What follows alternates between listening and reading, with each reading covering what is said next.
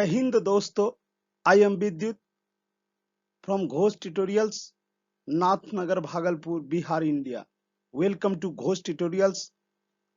Ghosh tutorials army GD clerk के इस नए यूट्यूब चैनल पर आप सबों का बहुत बहुत स्वागत और अभिनंदन। आर्मी क्लर्क और एयरफोर्स ग्रुप वाई के अभ्यर्थियों से मेरा रिक्वेस्ट है कि घोष ट्यूटोरियल्स के यूट्यूब चैनल, जो कि घोष ट्यूटोरियल्स के नाम से ही है, आप उस पर जाएं और इंग्लिश के बेहतर प्रिपरेशन के लिए इंग्लिश ग्रामर के वीडियो को नियमित रूप से देखें।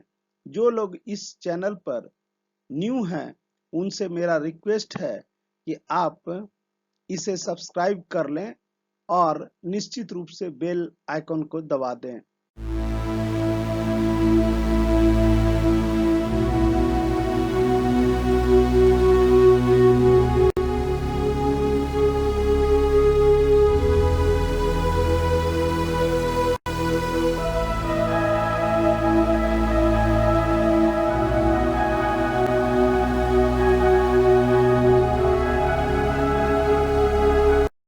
सार्क का मुख्यालय कहाँ पर स्थित है?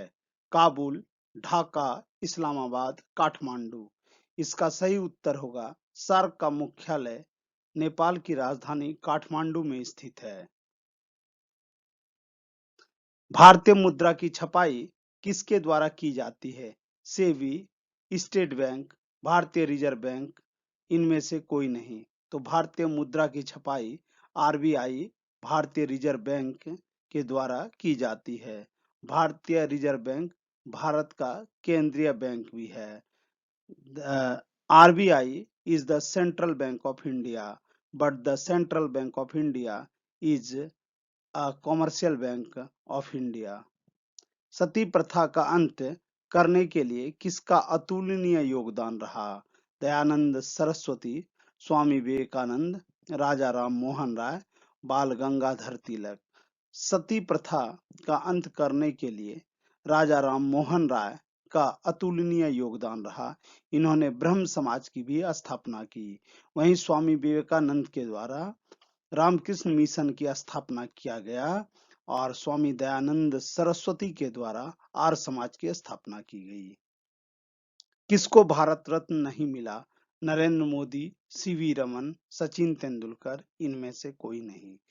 तो उपरोक्त में से नरेंद्र मोदी को भारत रत्न नहीं मिला है। दुनिया का सबसे बड़ा रेगिस्तान कौन सा है?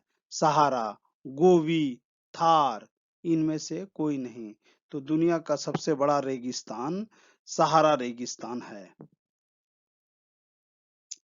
कबड्डी का मैदान होता है 12.5 मीटर लंबा और 10 मीटर चौड़ा। 13 into 9 13L into 9B, 15L into 12B, इनमें से कोई नहीं। तो कबड्डी का मैदान मेंस के लिए 12.5 मीटर लंबा और 10 मीटर चौड़ा होता है। वहीं वुमेन्स या जूनियर के लिए इस मैदान की लंबाई या चौड़ाई अर्थात इसका डायमेंशन 11 मीटर लंबा और 8 मीटर चौड़ा होता है। वास्को डी गामा किसके काल में भारत आया था? कुतुबुद्दीन ऐबक, इब्राहिम लोदी, सिकंदर लोदी, मोहम्मद गोरी। तो Vasco D gamma Sikandar Lodi के शासनकाल में भारत आया था। नौरोज त्योहार किस धर्म अथवा संप्रदाय का है? पारसी, सिख, जैन, हिंदू। तो पारसी संप्रदाय के द्वारा नौरोज त्योहार मनाया जाता है। इन्फेंट्री सेना स्कूल कहाँ है? खड़गवासला, महू, हैदराबाद, देहरादून। इसका सही उत्तर महू है। ज्ञानपीठ पुरस्कार पाने वाले पहले व्यक्ति हैं कृष्णा सोपती, गोविंद शंकर कुरूप, कैलाश सत्यार्थी, आशा पूर्णा देवी। तो ज्ञानपीठ पुरस्कार जो साहित्य के क्षेत्र में प्रदान किया जाता है, इसे पाने वाला प्रथम व्यक्ति GS कुरूप अर्थात गोविंद शंकर कुरूप हैं। ऑप्शन नंबर बी इसका सही उत्तर है। असम में स्थित पुल का नाम क्या है? भूपेन हजारिका सेतु, महात्मा गांधी सेतु, महाराणा प्रताप, हावड़ा ब्रिज।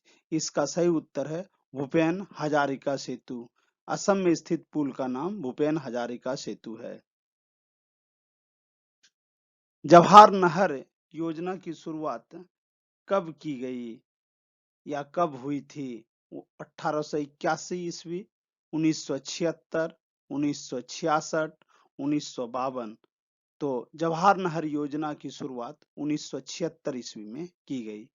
पुलित्जर पुरस्कार संबंधित है सिनेमा के क्षेत्र से, पत्रकारिता से, खेल से, समाज सेवा से। तो पुलित्जर पुरस्कार पत्रकारिता के क्षेत्र से संबंधित है। 2024 ओलंपिक का आयोजन करने वाला देश है फ्रांस, पेरिस, इटली, रोम, ओस्लो, प्योंगचांग। तो इसका सही उत्तर होगा 2024 का ओलंपिक फ्रांस के द्वारा पेरिस शहर में आयोजित किया जाएगा। भारतीय संविधान के अनुसार विदेश नीति किस अनुच्छेद में वर्णित है?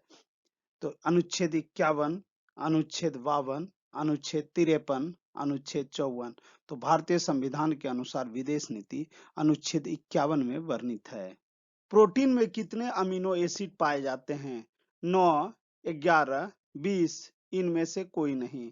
इसका सही उत्तर 20 होगा। प्रोटीन में 20 अमीनो एसिड पाए जाते हैं। डीएनए कहाँ मौजूद होता है? आरएनए में, न्यूक्लियस में, प्लाज्मा में, न्यूक्लिक एसिड में। इसका ऑप्शन नंबर 20 सही उत्तर है। डीएनए न्यूक्लियस में मौजूद होता है। DNA deoxyribose nucleic acid. मानव रक्त में प्लाज्मा कितने प्रतिशत होता है? 65%, 40%, 75%, 55%। तो मानव रक्त में प्लाज्मा की प्रतिशतता 55 है। तो इसलिए इसका सही उत्तर ऑप्शन नंबर डी होगा 55%। मनुष्य अर्थात मादा में निषेचन यानी फर्टिलाइजेशन किस स्थान पर होता है? अंडाशय, ओवरी, अंडवाहिनी नली, फिलोपियन ट्यूब, गर्भाशय, यूट्रस, उदर। तो इसका सही उत्तर होगा अंडवाहिनी नली यानी फिलोपियन ट्यूब। मनुष्य मादा में निषेचन फिलोपियन ट्यूब में होता है। मनुष्य में जनन का प्रकार है केवल लैंगिक, अलैंगिक, कायिक, अनिषेचक जनक। तो मनुष्य में जनन का प्रकार केवल लैंगिक है। ऑप्शन नंबर ए। जठर रस में कौन सा एंजाइम होता है? पेप्सिन तथा रेनिन, प्रोपेरिन, प्रायोप्सिन तथा लाइमेज, एमाइलेज तथा पेप्सिन, इंसुलिन तथा पेप्सिन। तो इसका सही उत्तर होगा पेप्सिन तथा रेनिन। Option number A. अपमार्जक डिटर्जेंट क्या होते हैं? निर्मलक यानी क्लीनिंग एजेंट, सोडा, साबुन, उत्प्रेरक। तो अपमार्जक डिटर्जेंट क्लीनिंग एजेंट होते हैं जो गंदे चीजों को साफ करता है, यानी अपमार्जक एक निर्मलक है। अशुद्ध रक्त कहाँ बहता है? धमनी अर्थात आर्टरी, सीरा अर्थात वेन, गुर्दा, किडनी, फेफड़े यानी लंग्स। तो इसका सही उत्तर होगा अशुद्ध रक्त सीरा अर्थात वेन्स में बहता है। ताप बढ़ने से पृष्ठ तनाव बढ़ता है, कम होता है, वही रहता है? इनमें से कोई नहीं। ताप बढ़ने से पृष्ठ तनाव कम होता है। Option B is the right answer. निम्न में से सर्वाधिक प्रत्यास्थ पदार्थ है? रबर, क्वार्ट्स, कांच, स्टील। तो क्वार्ट्स सर्वाधिक प्रत्यास्थ पदार्थ है। Option B is the right answer here. वर्षा की बूंदों का गोल होना निम्न में से किसके कारण होता है? पृष्ठ तनाव, सरफेस टेंशन, श्यानता, विस्कोसिटी, विस्कासित, बर्नौलीज थ्योरम या बर्नौली का सिद्धांत। तो वर्षा की बूंदों का गोल होना पृष्ठ तनाव अर्थात सरफेस टेंशन के कारण होता है। एक लोहे की कील पानी में डूब जाती है पर पारे में तैरती है क्योंकि पारा एक धातु है। पारे का घनत्व लोहे से अधिक होता है। पानी पारदर्शक है। पानी कील को गीला करता है। इसका सही उत्तर होगा पारे का घनत्व लोहे से अधिक होता है, जिसके कारण एक लोहे की कील पानी में डूब जाती है और पारे में तैरती है। हाइड्रोलिक प्रेशर निम्न में से किसके सिद्धांत पर कार्य करता है? चार्ल्स के सिद्धांत पर, पास्कल्स लॉ पर, आर्किमिडीज के सिद्धांत पर, बर्नौलीज के थ्योरम पर। तो हाइड्रोलिक प्रेशर्स पास्कल्स के सिद्धांत पर कार्य करता है। उत्प्लावकता का सिद्धांत दिया है आर्किमिडीज ने, न्यूटन ने, गैलीलियो ने, लुई पास्चर ने। तो इसका सही उत्तर होगा आर्किमिडीज।